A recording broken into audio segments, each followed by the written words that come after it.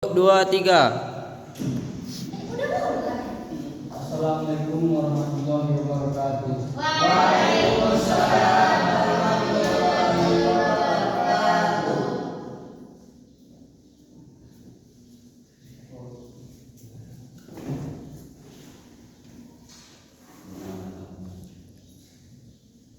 Mulai.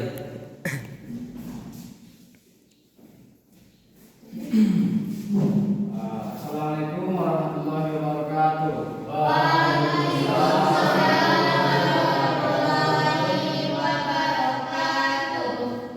Bagaimana kabarnya anak-anak? Alhamdulillah, luar biasa. Allahu Akbar. Insyaallah, nampaknya anak bapak semangat ya. Semangat. Baiklah, sebelum kita masuk kepada pembelajaran kita pada hari ini, bapak meminta kepada ketua kelas untuk memimpin doa terlebih dahulu. Bismillahirrahmanirrahim. Amin. Terima kasih kepada ketua kelas yang telah memimpin doa. Selanjutnya itu Bapak mengabsen Ananda terlebih dahulu. Apakah ada di antara anak Bapak yang tidak hadir pada hari ini? Ada Pak. Tidak Akmal. Kenapa dia? Sakit Pak. Semoga Fitra, semoga dia cepat sehat, dan dia dapat mengikuti pembelajaran seperti semula. Baiklah, Bapak minta kepada anak Bapak untuk merapikan tempat duduknya terlebih dahulu dan membersihkan sampah-sampah yang ada di dekat mejanya.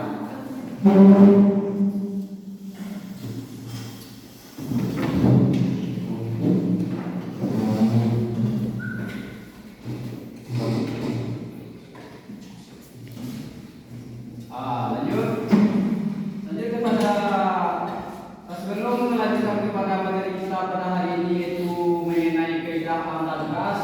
Bapak ingin mengulas tentang materi kita minggu kemarin, yaitu mengenai qawaidul khamsah. Apakah ada di antara anak Bapak yang masih ingat mengenai qawaidul khamsah? Tidak Pak. Jika tidak, Bapak ingatkan kembali kepada anak Bapak itu mengenai qawaidul khamsah. Itu 5 kaidah dalam menentukan hukum Islam. Baiklah, lanjut kepada materi kita, yaitu mengenai kaidah anarkas. Itu yang pertama itu kaidah am. Yang mana kaidah am menurut bahasa am artinya umum, merata dan menyeluruh. Sedangkan menurut istilah, am adalah lafaz yang menunjukkan pengertian umum yang mencakup satuan-satuan afrad yang terdapat dalam lafaz tanpa pembatasan jumlah tertentu, seperti lafaz al-insan pada firman Allah,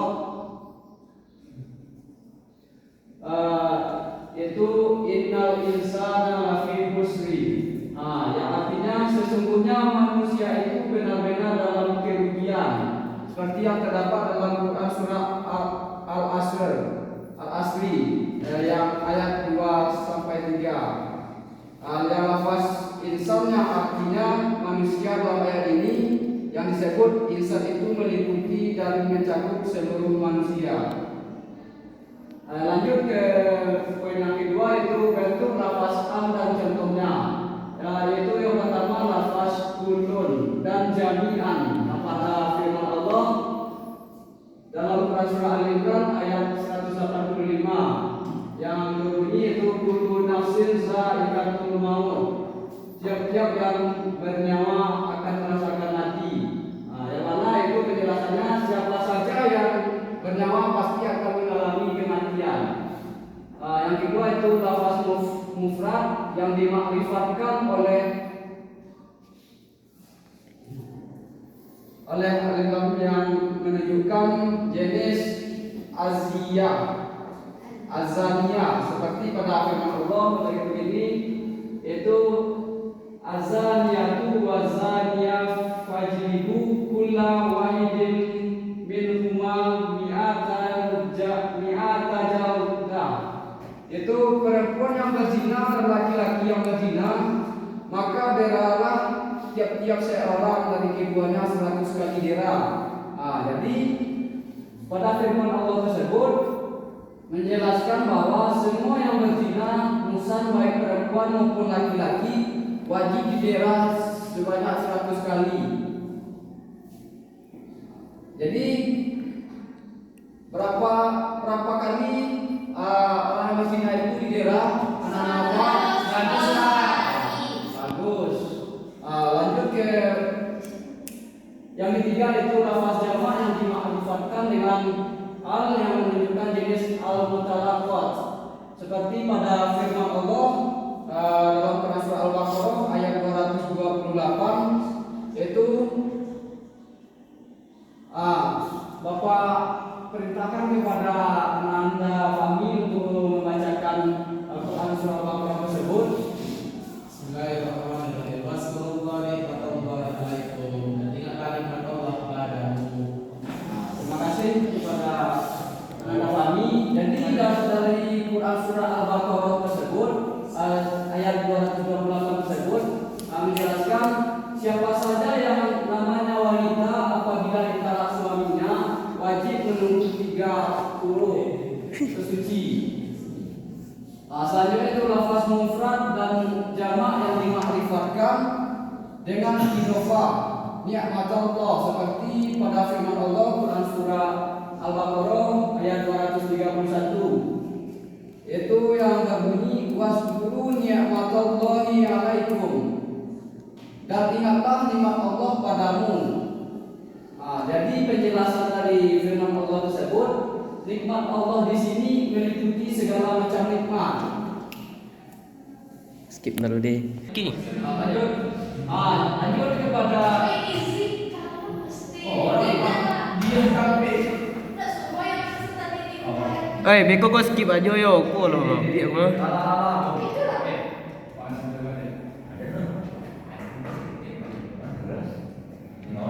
Lanjut kepada isim mausul, itu kata sambung seperti allati, allazi, allazina, seperti pada firman Allah dalam surah An-Nur ayat 4 yang berbunyi wallazina yarmunal muhsanat. Yang artinya itu dan orang-orang yang menuduh wanita yang baik-baik. Jadi ayat tersebut menjelaskan siapa saja yang menuduh wanita solehah tidak bersalah berbuat zina wajib didera 80 dirham. Jadi siapa saja yang menuduh wanita yang tidak bersalah berbuat zina, maka orang yang menuduh tersebut wajib didera 80 dirham. Jadi Bapak berpesan kepada anak Bapak supaya tidak melakukan penuduhan kepada orang, apalagi wanita, yang mana dengan menuduh wanita tersebut tidak bersalah, maka wanita kita yang menuduh mendapatkan 80 dirham. Paham anak Bapak? Lanjut ke poin selanjutnya, itu isim istifham. Itu kalimatannya meliputi ma, min, mata, aina, seperti pada firman Allah. Bapak minta kepada Bapak Hanif untuk membacakan ayat Quran surah Al-Baqarah ayat 214. Mata nasrullahi ala inna nasrullahi qarib. Bilangkah datangnya pertolongan Allah, ingatlah sesungguhnya pertolongan Allah itu amat dekat. Terima kasih Hanif. Yang mana dari penjelasan ayat tersebut itu pertolongan Allah itu bersifat umum, kapan saja dapat diberikan. Jadi ketika anak Bapak butuh atau mengalami kesulitan, maka memohonlah kepada Allah untuk diberi pertolongan oleh Allah. Iya, Pak. Bagus.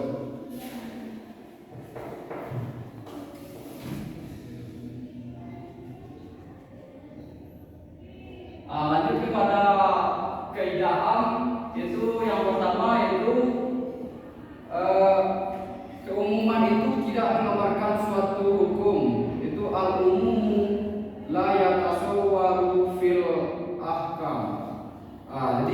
kaidah ini, lafaz am itu masih global, masih bersifat umum dan perlu menunjukkan ketentuan hukum yang jelas dan pasti. Contohnya itu pada firman Allah dalam Quran surah Hud yang berbunyi, wa ma min dabbatin fil ardi illa 'alallahi rizquha wa ya'lamu mustaqarraha wa mustawda'aha kullum fi kitabim mubin. Artinya, dan tidak ada suatu binatang melata pun di bumi melainkan Allah lah yang memberi rezekinya, dan Dia mengetahui tempat berdiam binatang itu dan tempat penyimpanannya. Semuanya tertulis dalam kitab yang nyata, itu Lauhul Mahfuz. Itu yang terdapat dalam Quran surah Hud ayat 6. Yang mana Quran surah Hud ayat 6 tersebut menjelaskan semua binatang yang melata di bumi ini akan ditanggung rezekinya oleh Allah. Seperti yang dalam kalimat semua binatang melata, yang mana mengandung pengertian keseluruhan jenis binatang melata yang ada di bumi ini, baik yang ada di daratan maupun lautan. Kaidahnya yang kedua yaitu al-mafhumu lahu umumu. Yang makna tersirat mafhum itu mempunyai bentuk umum. Maksud kaidah ini adalah makna tersirat atau mafhum dari sebuah kalimat menyimpan arti umum atau belum jelas dan pasti, seperti yang terdapat dalam Quran surah Al-Isra ayat 23. Yang mana dalam Quran surah Al-Isra tersebut makna tersirat dari mafhum dari ayat ini itu perkataan Allah itu bersifat umum, dapat bermakna mencaci, menghina, berkata kotor yang semua hukumnya haram. Lanjut kepada kaidahnya yang ketiga yaitu al-muradibu yadkhulu fi umumi khitab, yaitu orang yang memerintahkan sesuatu maka ia termasuk dalam perintah tersebut. Kaidah ini dapat dipahami bahwa hukum yang berlaku orang yang memerintah dan juga berlaku bagi orang yang diperintah, kecuali dalam hal ini tidak berlaku bagi Allah. Contohnya adalah seorang guru memerintahkan peserta didiknya untuk tidak datang terlambat atau tepat waktu. Jadi berdasarkan kaidah ini, maka gurunya itu harus datang lebih awal dari muridnya. Ibaratnya itu gurunya sudah standby di dalam kelas untuk menunggu peserta didiknya. Apakah anak-anak Bapak paham?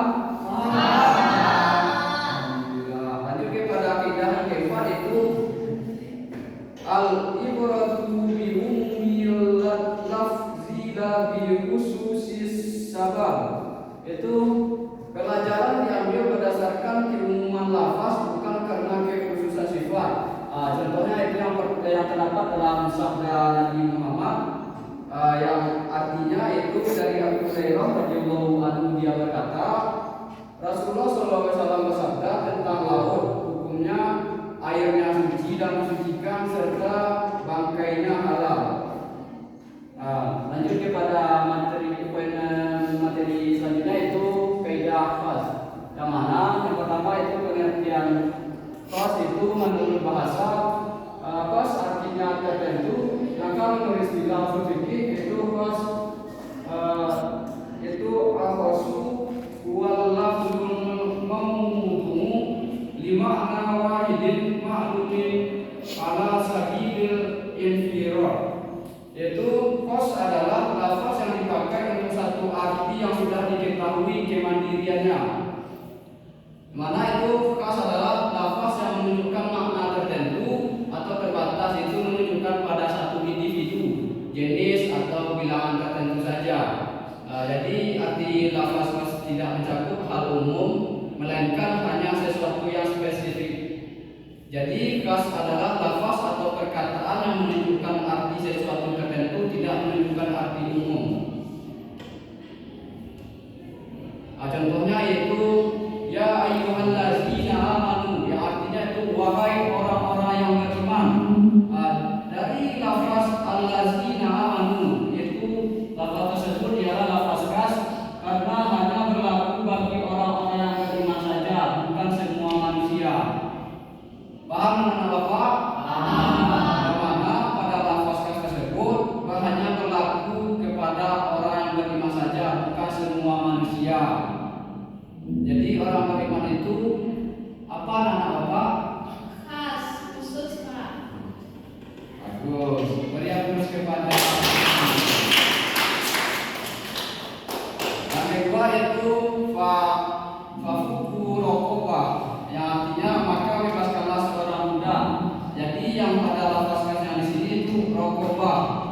Jadi Rokobah di sini itu seorang muda, maka yang dikhususkan di sini itu hanya kepada seorang muda.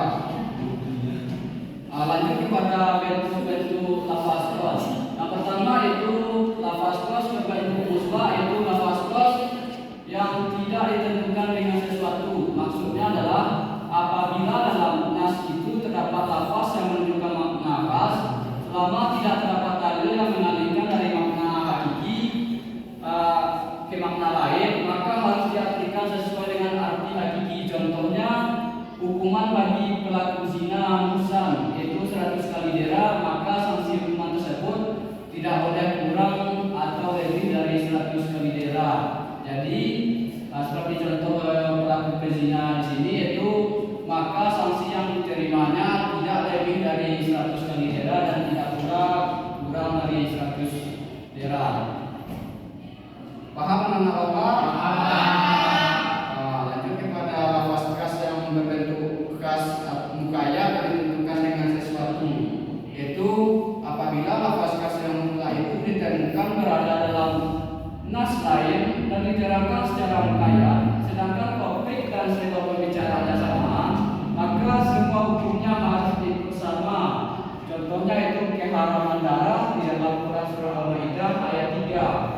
Ditentukan oleh lafaz darah yang mengalir atau yang membeku semua darah, hukumnya haram. Namun dalam Quran surah Al-An'am ayat 145 ditentukan lafaz mukaya darah yang haram hanya darah yang mengalir saja.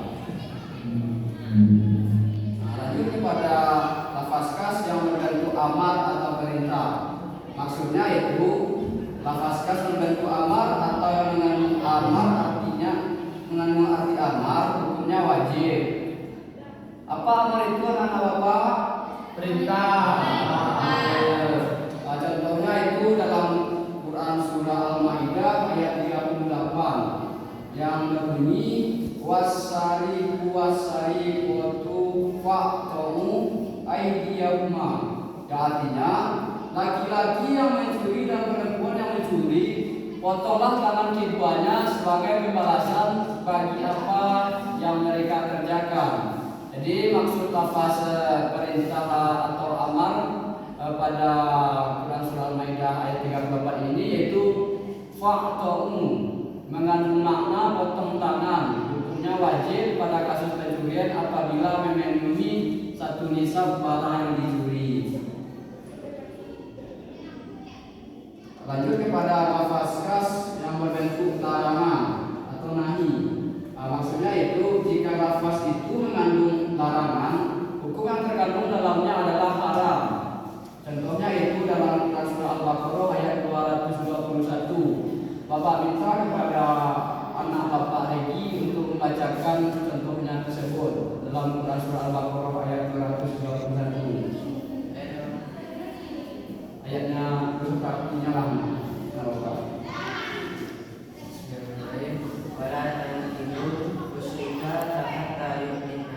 Artinya dan janganlah kamu menikahi wanita musyrik sebelum mereka beriman.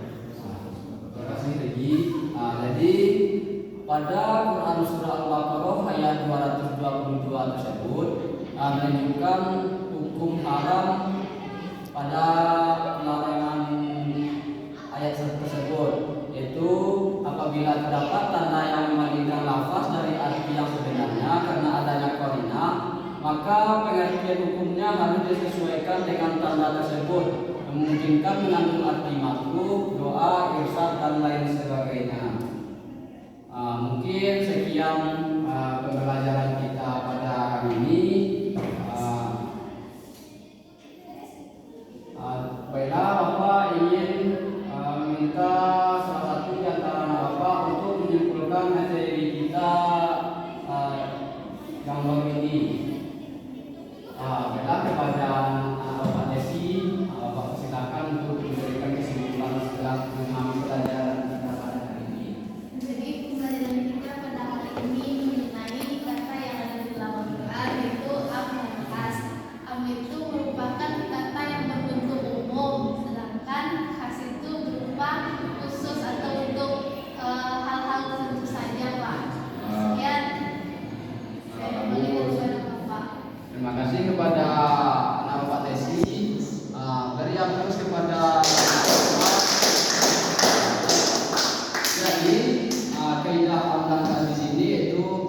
kaidah am itu